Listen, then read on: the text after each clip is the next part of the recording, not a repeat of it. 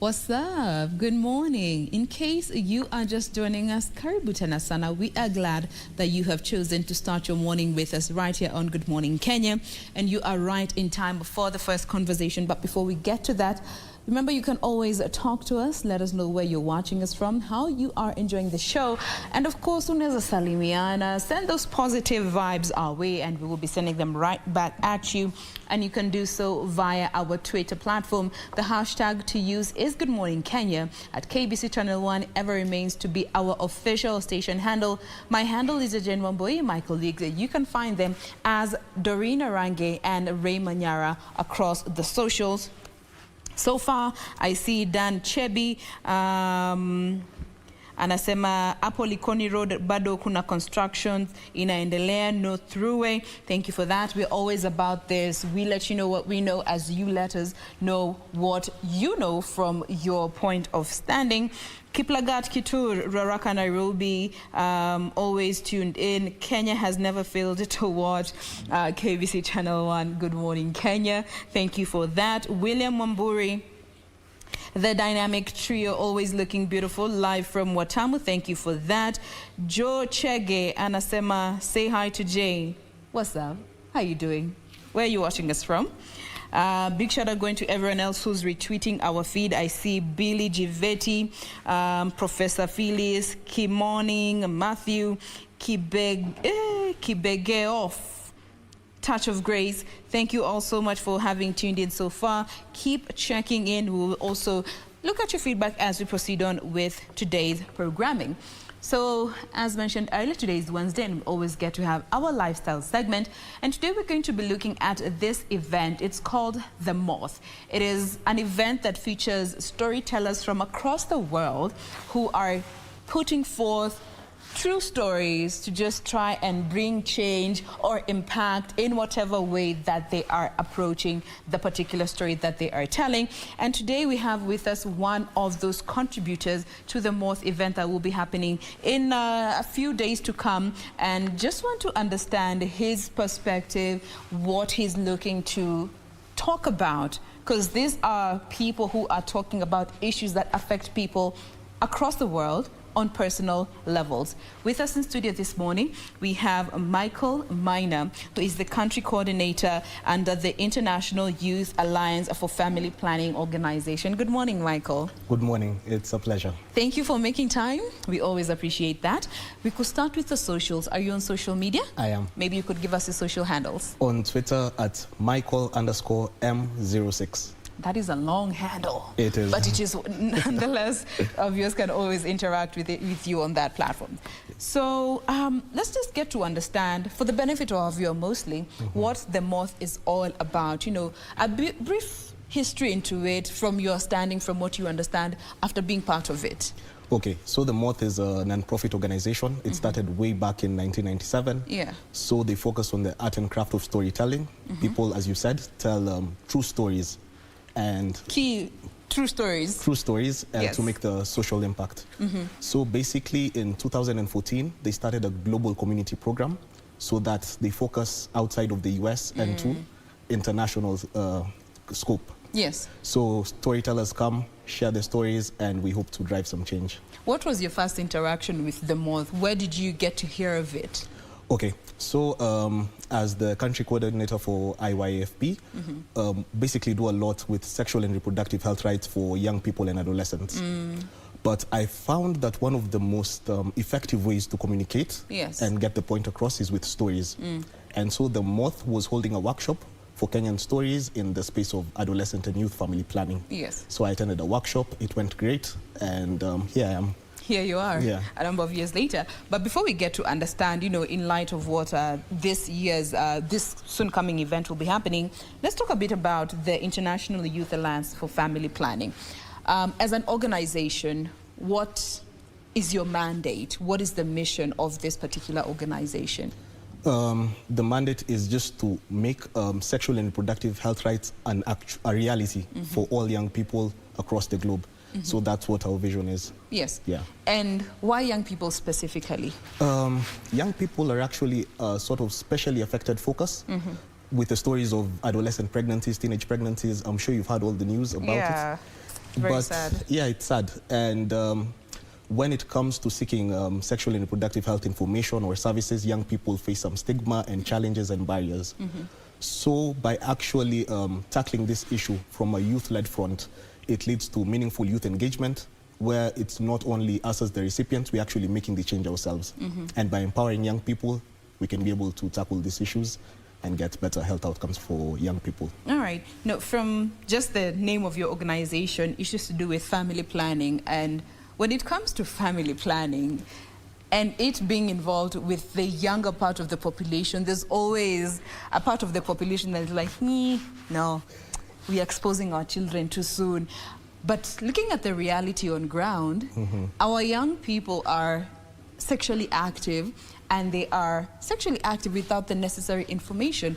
When it comes to doing away with some of these taboos that we have been dealing with for so long around family planning and the young people, as an organization, maybe what is it that you feel needs to be done to encourage these conversations to be part of what is considered normal, as opposed to exposing them too early? As you said, the reality on the ground is that young people are sexually active. Yeah.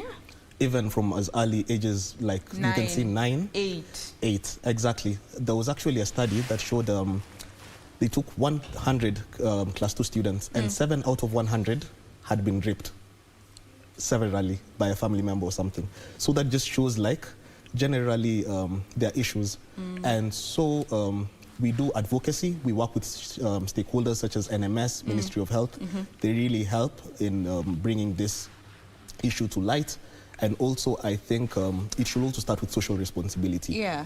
As a mom, as a dad, parents, speak to your children about this, because if you don't give them the information, they'll get it at the They'll still places. get it elsewhere. Yeah.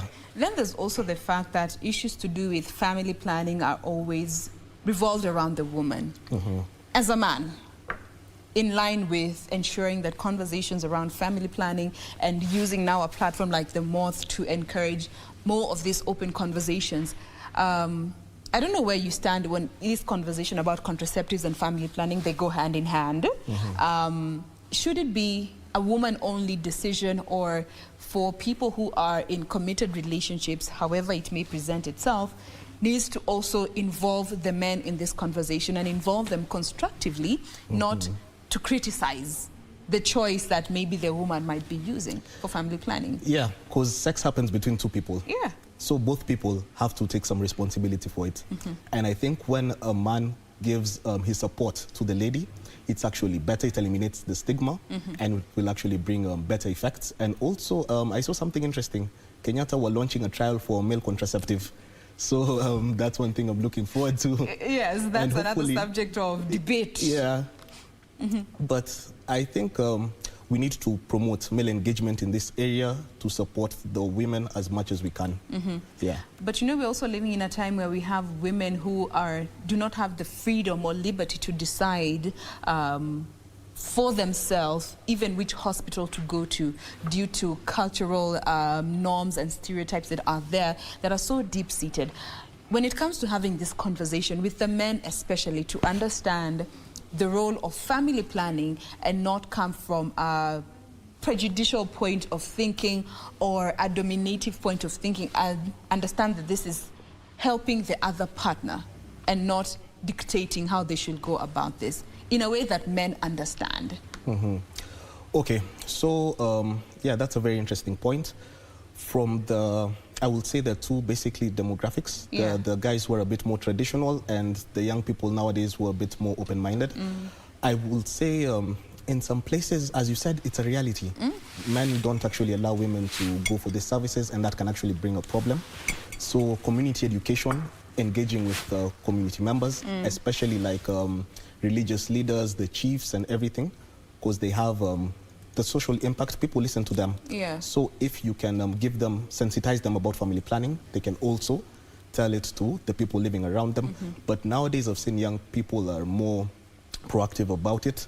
And hopefully in the coming years, this issue of stigma and chauvinism and women being sort of like told what to do is going to like be resolved in a couple of years. Absolutely. And we'll be getting to just see how the Moth, in line with honoring International Women's Day, which was a number of days back, is just trying to also make this a reality where it's not just a question of being seen as a woman, but also being seen and being heard. Now, before we get to that part, you're also the founder of the Kenya Reproductive Health Youth Foundation. What does that do? Basically, we focus on reproductive health holistically. Yes. So family planning, gender-based violence, STIs, HIV, and basically also centered on young people. So just trying to link them up with healthcare providers. So it started because I'm a final year medical student. And when I went to the wards and I saw how these young girls are suffering, I just felt I needed to do something. Yeah. And during this COVID period, I decided to be more proactive. And since there was this issue, we took up to social media, reached out to young people, engaged them, and tried to bring a change. And I'm happy to say that lives have been changed. So that's a very great step at a time. Exactly. Now, from your interaction with the different patients and people, and the youth especially that you have interacted with, which is the larger group that you work with, what are some of those health, reproductive, and sexual rights issues that you feel are really affecting the youth as opposed to other age groups here, especially in the Kenyan space? One of them is STIs and HIV. That's really big because people who are mostly affected are women from the age of, actually young people, especially women, 18 to 22. That's the largest burden of incidents. 18 to 22. Yeah, and it's sad because someone is just starting their life and bang, you get an incurable disease, and that can really affect someone. So that's something I've actually noticed a lot. And other things are some of the complications while giving childbirth, because you know, if you're not very developed, you may get some tears, bleeding, and people die from giving birth, which is, it's very sad. Those are the main ones. Gender-based violence, it's just so prominent. There's actually a project we're doing on that, and the stories we're hearing from young people are just shocking. Yeah. Yeah. I can imagine, you know, and that is also... Stigma also prevents so many young ladies and boys, for that matter, from coming forth to express and just give you the actual reality, because I believe the figures that we have are just an estimate. They do not give the actual reality, and especially after COVID, that just ripped the Band-Aid straight off, and we're yet to actually get the proper numbers. Now, in line with the Moth and it giving a platform that you can air these concerns, what is the impact that you're hoping to see from being part of the Moth to speak of this conversation that has been there, but really we're not seeing the traction and the mileage that we would love to see? This far we've come. Okay, so the idea is to get young people speaking out about it, because as you said, even the cases being reported aren't as much. People fear speaking. Yeah. And when you hear someone else's story, it emboldens you to also go ahead and share your story. And once people keep talking, there can be a movement, I will say, and social change that will occur. Barriers such as stigma are going to be eliminated. More of these stories come to light, and then you can share them. They say a problem shared is a problem half solved. Half solved, yeah. All right, and also just bringing on board other stakeholders that have a huge role to play, and this is smack in the middle of the Ministry of Health responsibility, given health is a devolved unit. It then also boils back down to county governments across the country. When it comes to speaking about this reproductive rights and issues that we are still dealing with as a population, how do you think they can be constructively involved as opposed to speaking from a policy base of thinking and more of an implementation in a way that actually, at the end of the day, brings change and impact? So I will say 2021 is actually a good year for that. Yeah. There's something called the Generation Equality Forum that's happening at the end of this month.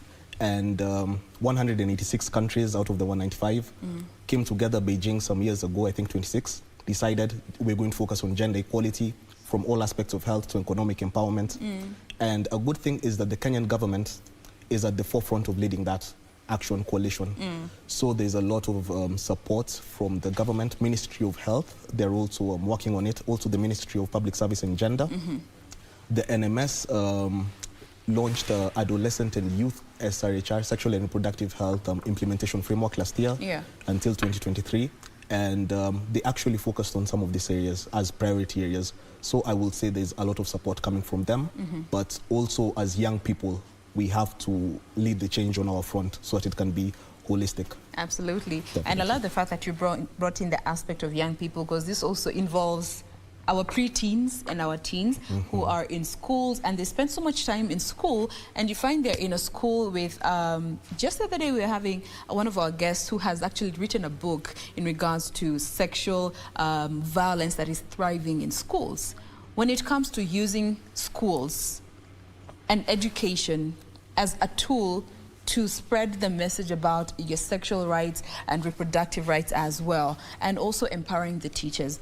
Is this something that you feel, in as much as it might not be widely accepted now, could go a long way in making these conversations and a reality to consequently bring the change that we want? I think it will go a really long way. One of the things I'm passionate about is comprehensive sexual education. So I think since children spend most of the time at home and at school, and that's where they get most of the information.